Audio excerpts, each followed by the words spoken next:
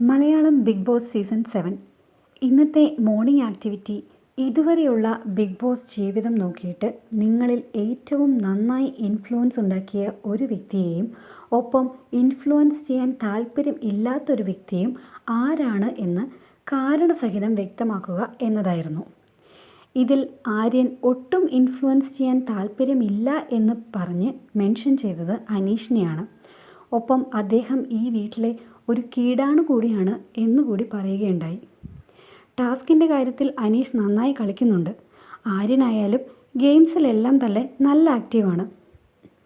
എന്നാൽ കഴിഞ്ഞ ദിവസം കൊടുത്തിരുന്ന ടാസ്കിൽ അനീഷ് നന്നായി പെർഫോം ചെയ്തിട്ടില്ല. ഒരു തവണ മാത്രം ഗെയിം കളിച്ചിട്ട് അനീഷ് സുഖമായി പോയി കിടന്നുറങ്ങി എന്നത് കൊണ്ടുകൂടിയാണ് ആര്യൻ അനീഷിൻ്റെ പേര് പറഞ്ഞത്.